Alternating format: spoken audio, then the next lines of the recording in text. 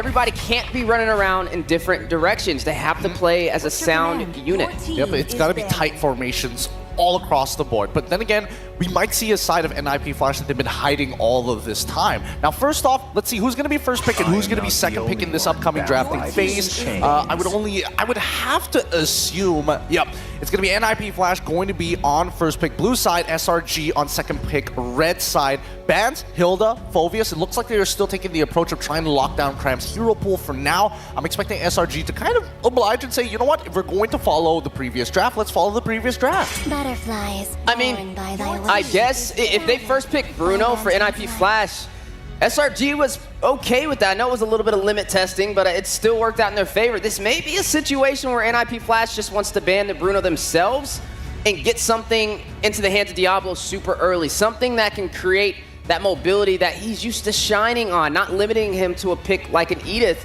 who was getting picked off majority of the previous game. Or Ban Luyi. Or Ban Luyi. That's, again, something that I was recommending. I agree with you that, yes, he is a specialist when it comes down to mobility, but at the same time, the fact that he was defaulted onto high loss in a large majority of the games he's played here at M6 just goes to show he's willing to play the meta. The question is, what does his team need for them to win?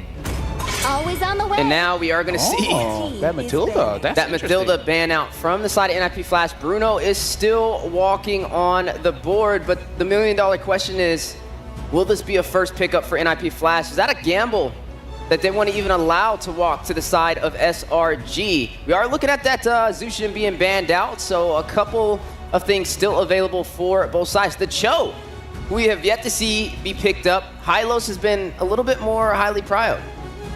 I mean, SRG could ban the Cho now and then see how NIP Flash responds with their first pick. Because, yeah, NIP Flash, when both Bruno as well as CEO is open, they picked up the high loss.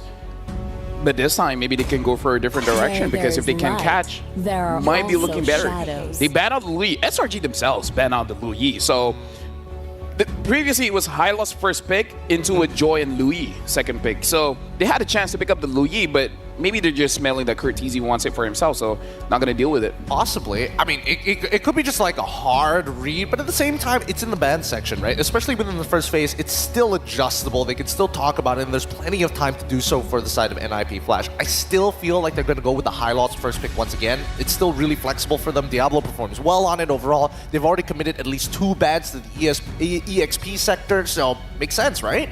Yeah, but if NIP Flash goes for that high-lows pickup, then SRG will have free range on this Bruno, which could definitely be a threat alongside the Suyo if they do want to go that route as well. And it looks like they are going to go in for the Cho. Push into a corner, a lot of teams like to default to comfort picks. Yeah, and again, we were talking about his Cho, definitely a little bit more proactive. And I feel like so far, a lot of junglers really don't like this pick, because more often than not, they will get kicked. Either Suyo, either the Joy, any kind of close range will get caught.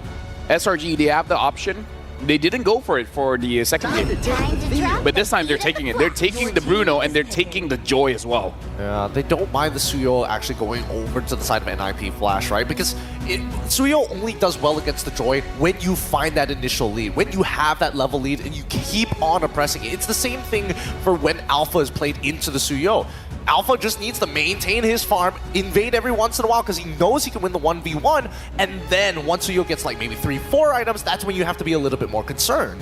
So do we see the Hylos come out here? Because if not, it can be picked up from SRG, which would be a very strong draft to have to go against. Now with this Cho on the side of NIP Flash, now they have the path of isolation to be able to separate and create some chaos in these engagements. We are going to go ahead and see the Farza picked up alongside the Granger. Right, long range, they've got artillery, ways to burst down their targets, especially with the way the Dragon, if it kicks their targets into the right direction, that target is going to blow up. Now, I'm curious to see how SRG is going to respond to this, right? Now that they see the mid lane early on, technically they could lock their own mid laner early on as well. Do they want to play more fluid, or do they want to play standard where it's box of influence, let's keep it in here? You know what my wish list is? Pick up the Suyo and just put Joy in mid. The Stormy Joy? You know what? Right? The last time. Think about that. You know when Stormy was on SMG and decided to play Julian mid? That's where I'm like, whatever he picks, I'm never doubting it again. He picks Hellkurt me and it works out. We've got way more examples, but we're not going to go down the list. Here we go. It's going to be the Gatot Gacha for that third pick. Interesting. A flex that's able to taunt their targets, but at least threaten the Farsa. Oh yeah, Farsa is not going to have a good time. Like that Farsa pick might be a little bit early because it's not just the Gatot, it's the Joy as well. Both of which. They could ban out the Valentina, not for the side of SRG, but for the side of NIP Flash. Or the Eve, if you want to stop them from having artillery to rain back against you. But they do have some answers. I mean, with the Cho, it's a good way to get to that back line. So we'll have to see which way this goes. Could even take out this Hylos, which is still able to be picked up from the side of NIP Flash. And we know how well Diablo can thrive on it. Gentlemen, quick question here.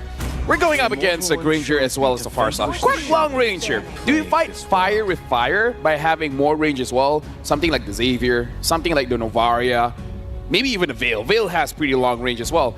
Or do you just go the opposite route? You know what? We're going full dive. So having a mid laner, something like a Lilia, a Kadita, something that can really harass the Farsa. Right? You have two ways to answer the same question.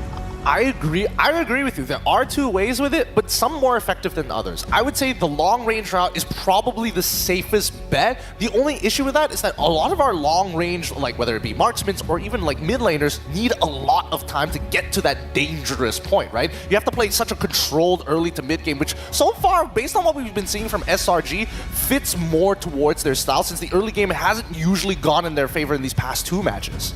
I would say go range against range, just due to, we already know when it comes to SRG fighting in these engagements, they try and find a way to disrupt NIP Flash and make them separate. So if they can even out the playing field with range, then that's an element that NIP Flash does not have over them.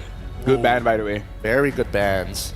From both sides, really. I mean, Zarate is just looking towards the EXP side. If we do want to pick up the Hylos or something tanky, then at least we've got rid of majority of the counter matchups. Arcadia is like, we want Joyce to play the game. Let's get rid of what this early game Suyo has been giving us a lot of problems with, and also in the counter matchup of Fredrin, keep her in place. Yeah, the Fredrin definitely a wise decision on that Joy.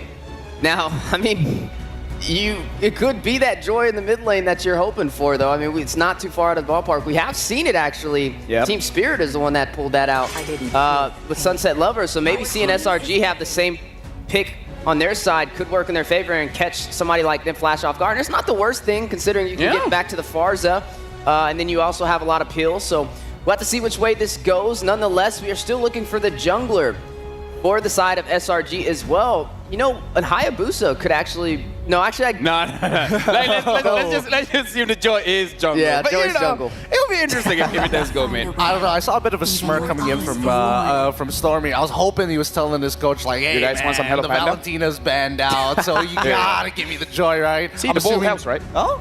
No, I'm just offering the casters Hello Panda. See, the bowl helps. The bolt does help. All right, Vixana's already locked in, but now they're finishing it up with a Benedetta as well as a Guinevere. Oh, Benedetta! What a wild draft this has been.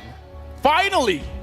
Right, I feel like Diablo has been itching to bring this out. For sure. For sure. I don't know if he's going to go full damage on this one. Probably not. I would assume that he's going to go tank Cussive Blast into Revitalize like he usually does. But let's see how SRG responds. Now that there's so much mobility and the fact that NIP Flash want to be the ones who are more fluid rather than playing a standard front-to-back game. Oh, man, looking at what's left, I mean, do you go the Hylos here? Wait. By the way, this is Guinevere jungle, right? Yes.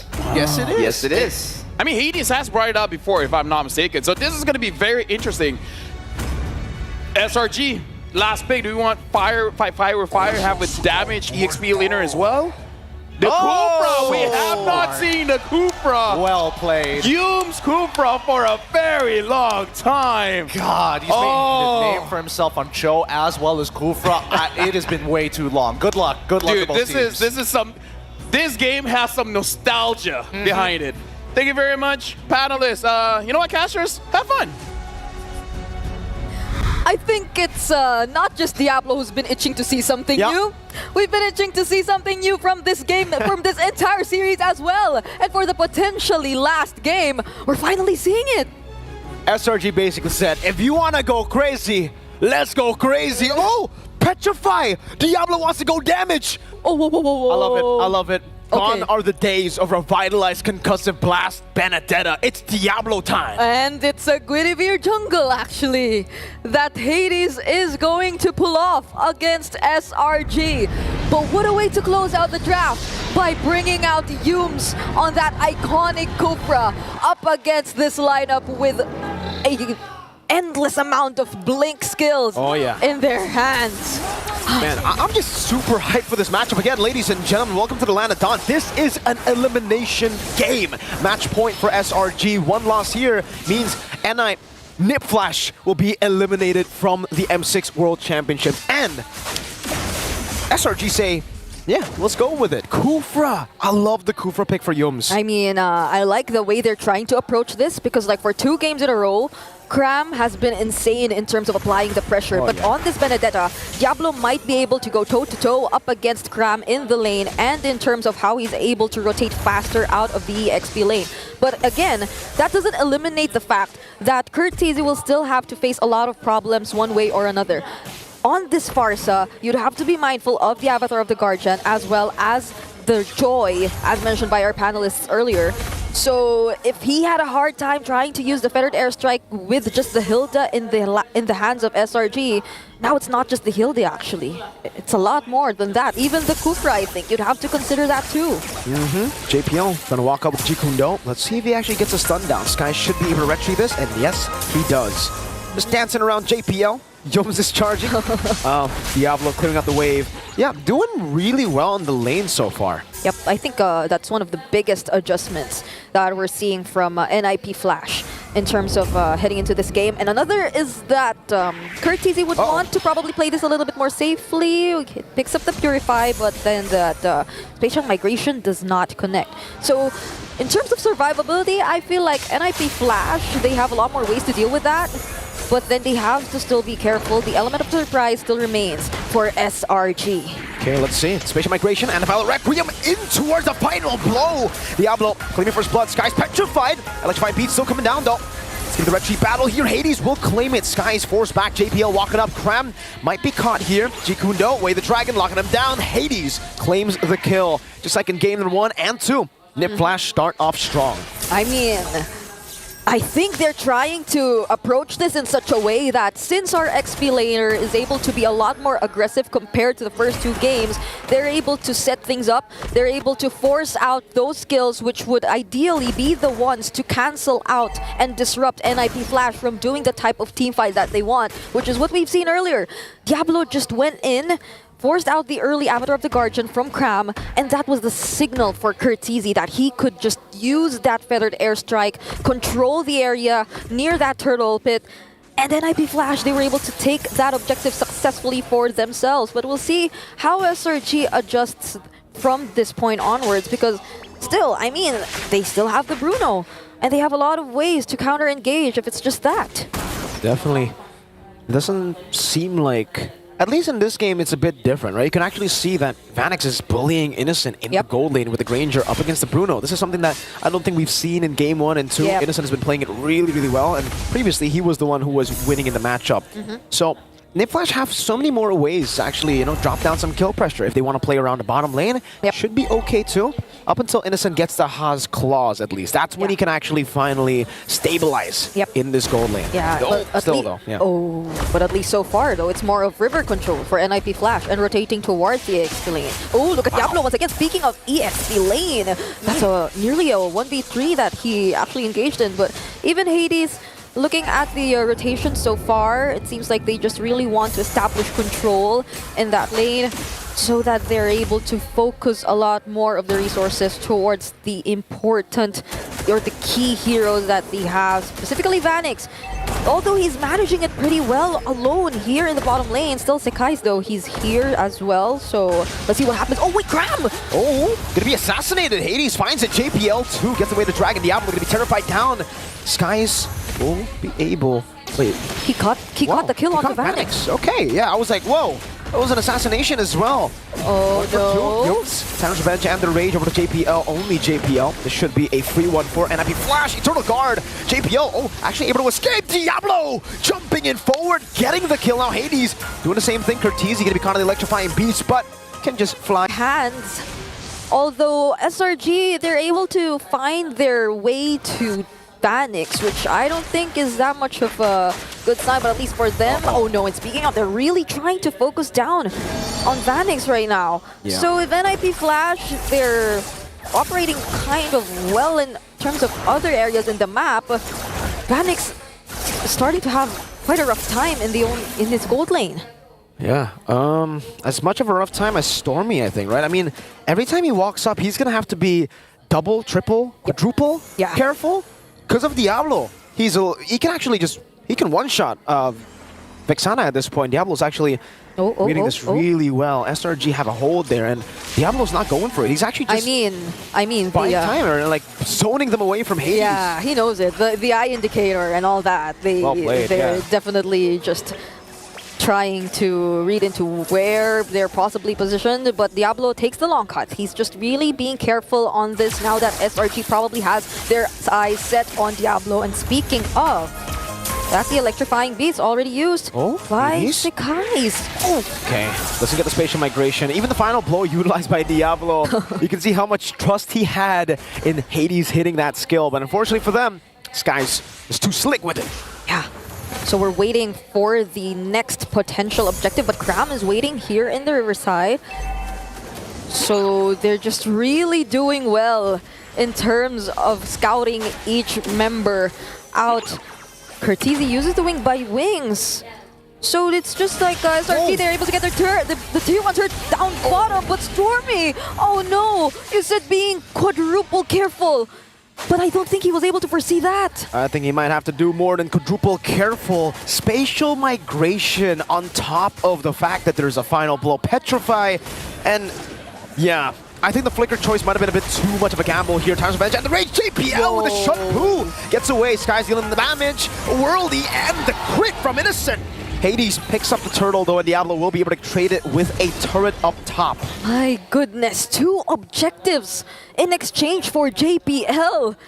I think that's a really good trade for NIP Flash. They get a turret as well as their 3rd consecutive turtle, which explains also why we're seeing this much of gold lead in their hands. And I mean, if you were SRG, this entire Quidivir jungle, it must have really caught them off guard. I don't think Yumes has been able to really pull off that perfect Tyrant's Rage Revenge combo, but speaking of Yumes, he's very, very low, but JPL gets bursted down first. AOG into the back, Diablo! What a set, what a petrify! Beautifully done! Diablo! Just did the clutch plays on the Benedetta. Sekai's trying to look for the trade, and he will be able to get Vanix. Hades will be punishing him though, and that's the monster kill for Diablo. Whoa, all right. Maybe that's a bit too crazy, Mr. Diablo. Has to wait for the final blow at least before you want to dive into Stormy. Man, Diablo on the Benedetta. This is why, I mean, at least in MSC 2023, do you remember how much respect was placed onto his comfort picks? His badonkadonk. I remember, if he starts badonging, this might be a tough one. Yeah. Diablo gets out with the final blow too. Yeah. And I think SRG, they're struggling to find the perfect timings to layer their skills appropriately up against the targets that Yumes eventually finds across the map. I mean, even if Yumes gets to jump on a member from NIP Flash, Stormy, I think he'd be thinking twice about trying to go in, but this is the perfect target though. That's JPL, that's all alone. Separated from all the members of NIP Flash. Hades trying to catch him. Feather airstrike over to Cram. The burst not enough, but Diablo's coming in. He's godlike. Gets the kill. 1 for 1. Cram for JPL. Diablo's been coming in at the perfect timings on this Benedetta. And this is probably why you should really learn how to respect. I mean, there have been a lot of adjustments from NIP Flash, that's for sure. They've been sticking with the high lows. They've been sticking with the CC for Diablo. But this is an entirely different version of NIP Flash. This is them playing where they're comfortable playing, and Yumes, oh no, he connects onto Hades. But will they be able to burst him down? Oh no, Diablo once again! Oh, he got shut down by Innocent though! JP on the back, goes for the Major Dragon. Hades with the red tree win. Yums, spatial migration catching onto him. JPL falling. That was a big shutdown that Innocent picked up. I can only imagine the bounty. I can only imagine the bounty that went into the hands of Innocent, but still NIP Flash, they got their hands on the Lord. So they will be able to maintain the control over the map. But Innocent is slowly starting to join in the team fights. The Lord will be immediately taken care of by Sekais as well. But they ought to be careful. If earlier Diablo could just be as aggressive as he wants to be, right now SRG, they're having enough damage to deal with him. How much gold was that? Wait, he's 8.6k. Oh my god. He's 1,000 gold ahead. How much gold did he get? I really wonder. But on the other side, wow, Diablo, 3,000 gold ahead of the Gato Kacha. That's insane. That's a high amount of damage that you could expect from this Benedetta.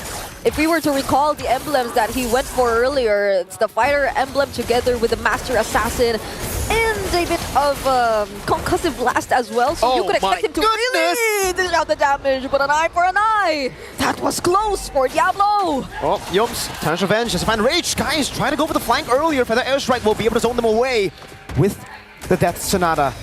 Okay, NIP Flash, get away. Man, that was close. Skies almost got Diablo while he was recalling. Yeah, and that is precisely why we've been saying that SRG, once they're able to pick up all their items, once they're able to group up, that's a completely different story. Diablo has to be a little bit more careful in terms of the heroes that he wants to look out for against SRG. Innocent at this point, he's only lacking one more item and is currently leading in terms of gold ranking, but Hades, he finds the target! Oh, just into the final blow. Grandmaster AUG out of there. Diablo didn't even use any, he just final blow. That was the final blow damage. Oh my lord. At least for NIP Flash, they're really able to provide the follow-ups. That's something we're yet to see from SRG, especially if they're grouped up together. Wow. The most they can do is just really look out for those targets that are isolated, but checking out the damage dealt ranking, you have to look at Diablo and the amount of damage he's dealt in this game. Diablo, every time he gets a signature pick, man, he always finds ways to get highlights. Yeah. World Tournament, International Tournament, MSC was the Badang, M6 might just be the time for his Benedetta. And imagine, it's not like Curtizi's having that much of a hard time. Even up against this kind of lineup, even up against the Joy, I think Sekais has been trying to look for the angle since earlier to just hunt down Curtizi. But since they have these much turrets left, but since they have this much control left, they're not able to pull off exactly that. But oh wait! Tarnish Revenge and Rage, Eternal Guard catching JPL. Was that actually Skies? Oh! Finds it! Final blow coming down. Great revitalize. That's an eye for an eye from Diablo in his head! JPL though. Oh no, that's Hades with the spatial migration, the Violent Requiem. The damage not enough to take anyone down. Vanix against the world, 4v2. Innocent wants some smoke, dashes forward. That was 3 for 1. Oh! That's a shot down from Vanix. And I can't believe we're seeing some sort of a replay from game number 1 and 2. How NIP Flash were just in the lead, but suddenly a single pickoff, a single play turns things around. And earlier that particular play was Sekais being able to hunt down Curtizi. Once they lost that damage, that additional layer of damage, Sillamore and Jice, they were just able to go in. But now that they're back, they'll have to defend this because SRG, they were able to secure the Lord. This is very dangerous now for NIP Flash.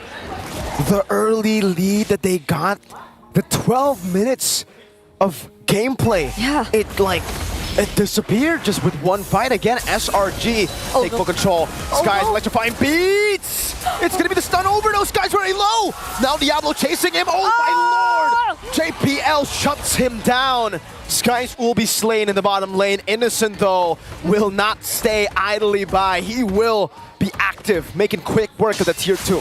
In exchange of that kill on Sekais, They might just bid farewell to all the remaining inner turrets. Diablo, will he be able to go? Oh no, he gets spotted by Stormy. But will he engage in this? He's alone. Not anymore though. Cram is also here. Avatar the Guardian.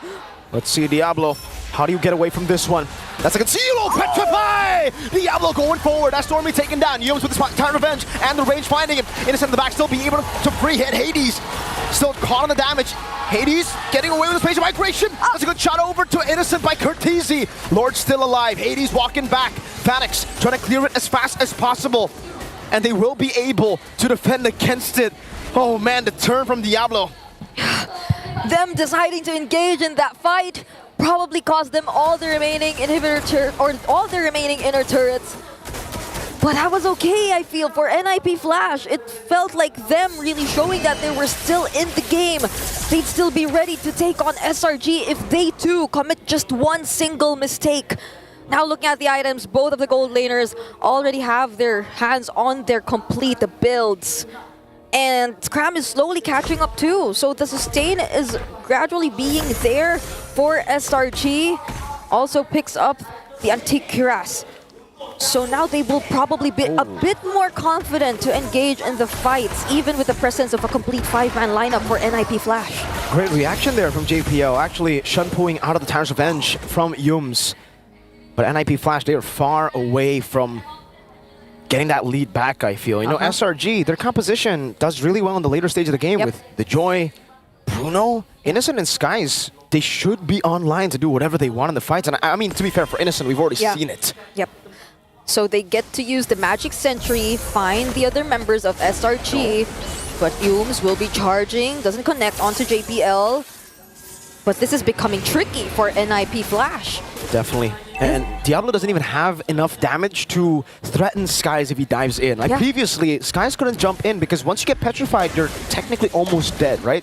Now Skies is pretty chill with it. Every time he actually jumps in, I don't think there's enough damage with the Petrify and the Phantom Slash to really threaten him. Yeah, especially if he gets to dance around all those bullets from Vanix. But it seems like the bullets now are primarily being used to poke down crucial members of SRG. This is the Lord Dance that we're watching for NIP Flash and SRG. It seems like NIP Flash are actually in control of the Lord Pit, but SRG, they have a lot of range, so they can engage whenever they do want to go for it. But Diablo! Diablo gets the assassination! JPL caught in the midst of it all. Stormy gets a Curse Blast. Vanix shooting them down with the Death Sin. Not eye for an eye from Diablo. Innocent takes him down, though. 2 for 1. It started up with Skies taken out, and now it's SRG with the winning team fight. That was an important pickoff. That was one of the probable game changers that NIP Flash could have done, courtesy of Diablo taking out Sekai's. Oh no, but then SRG, they still want to go for it. They take out Hades too. That's a win of nature from Innocent. That's a bit more info, but I think SRG are very happy to trade info for a free Lord.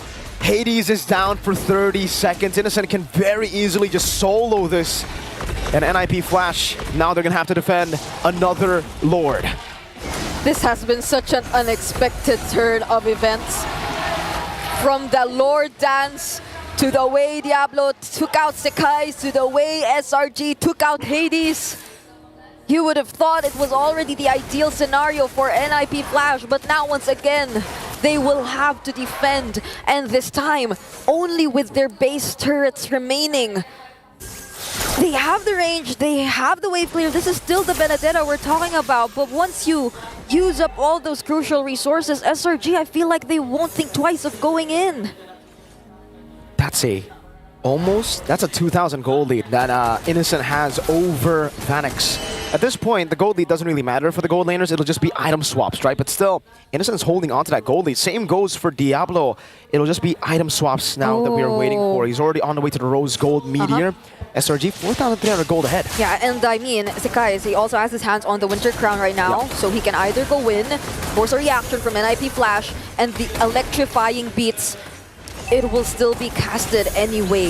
So NIP Flash, they have to be careful for that, but Cram and Diablo, they have a world of their own in the top lane. That's an island right there. Up top, it's an island. It's the XP lane island. Yums Oh, great cancel with the Eternal Guard there. Okay. Little spatial migration earlier. 2 base turrets down. Diablo still in a 1v1 up top in this island. Uh-oh. He's gonna bring some friends in. Diablo caught by the AOG. Cram might just be going for this 1v1. Okay, they're chasing Diablo. after him. Uh-oh. Sagai! Eye for an eye. Goodbye. Good night, Diablo. Skies takes him down. The honorable 1v1 wasn't so honorable. And that was a call for a friend. They literally had to respond. But props to what Diablo did. They were able to save at least 1 base turret for NIP Flash. But this is the only remaining base turret. SRG has their eyes set on it, but he jumps on the 2! 2-man special migration, but in the back again. Way the Dragon, lock the Skies down. That's an immortality by 4 Skies. Let's see what he can do with it. Buys the Winter Crown or just uses it here. Escapes from the clutches of NIP Flash. Yomes turns bench and the Radiant Flicker out. Innocent still free, hitting Vanix very low. AOG coming down as well. That's a cancel spatial migration. Selangor Red Giants, clean sweep.